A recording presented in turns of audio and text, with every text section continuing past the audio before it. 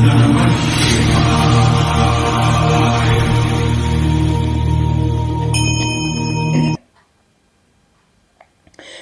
चौथ व्रत कथा। कार्तिक कृष्ण की चतुर्थी को करवा चौथ कहते हैं। इसमें गणेश जी का पूजन करके उन्हें पूजन दान से प्रसन्न किया जाता है। इसमें गेहूं का करवा भर के पूजन किया जाता है और विवाहित लड़कियों के यहाँ चीनी के करवे पीहर से भेजे जाते हैं तथा इसमें कहानी सुन करके चंद्रोदय में अर्घ दे करके व्रत खोला जाता है।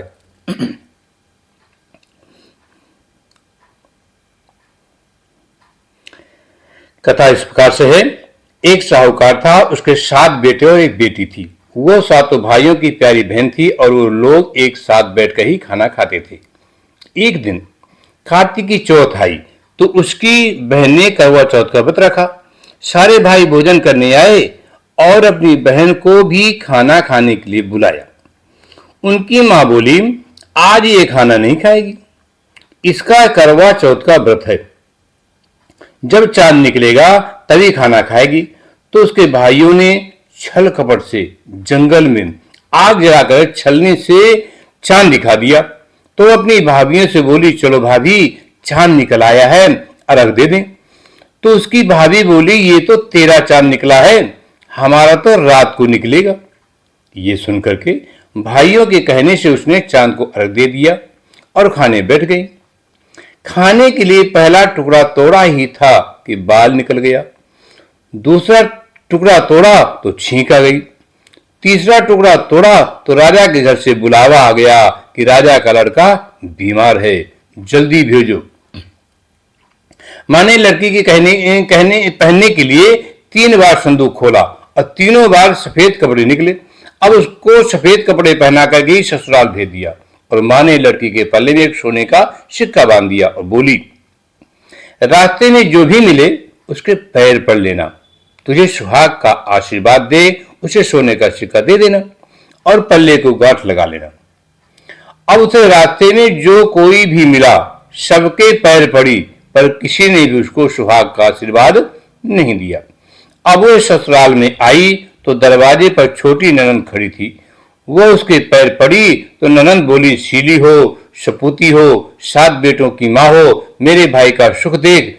और उसने सोने का सिक्का ननंद को दे करके पल्ले में गांठ मार दी। उसके बाद वो अंदर आई, आकर देखा कि उसका पति मरा पड़ा था। अब वो उसे लेकर एक कोठरी में पड़ी रही। 1 साल तक उसकी सेवा करी।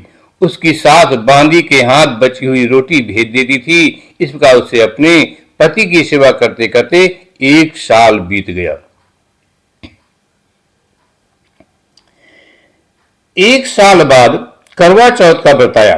सारी पड़ोसियों ने नहा धोकर के करवा चौथ का व्रत रखा। सबने सिर धोकर के हाथों में मेहंदी लगाई, चूड़ियां पहनी। वो सब देखती रही। एक पड़ोसिन बोली, तू भी करवा चौथ का व्रत कर ले। तब वो बोली, मैं कैसे करूं? तो वह बोली, चौथ माता की कृपा से सब ठीक हो जाएगा।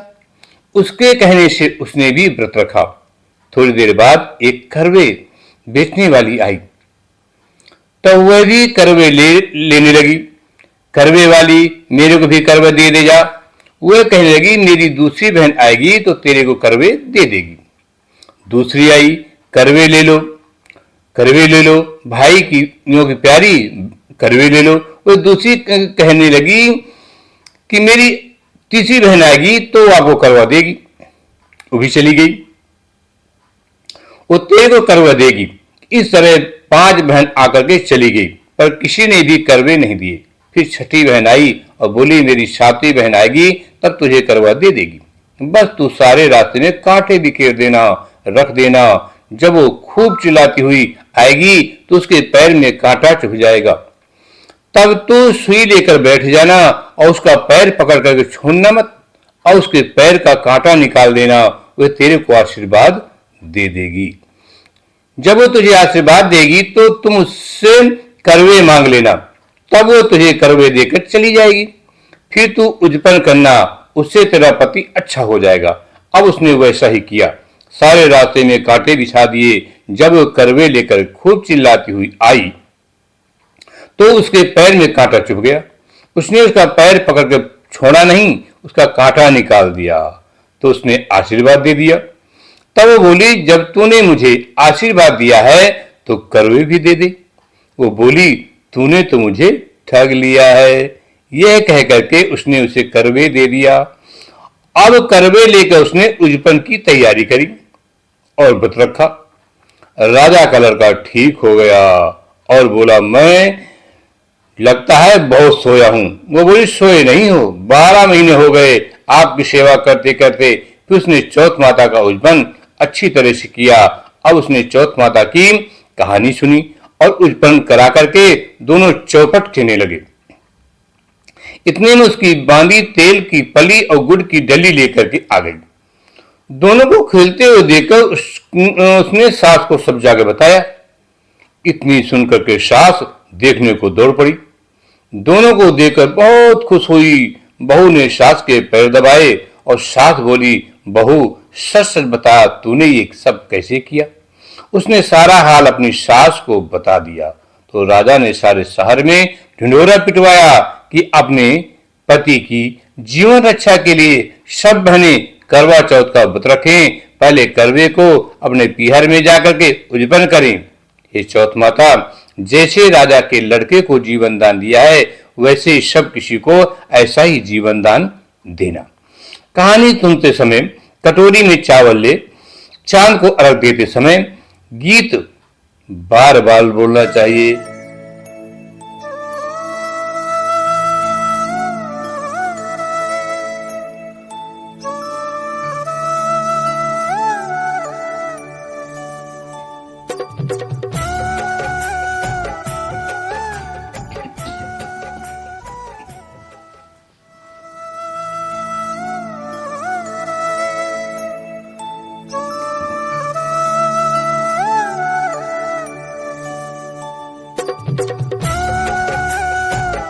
वीडियो देखने के लिए आप सभी का धन्यवाद।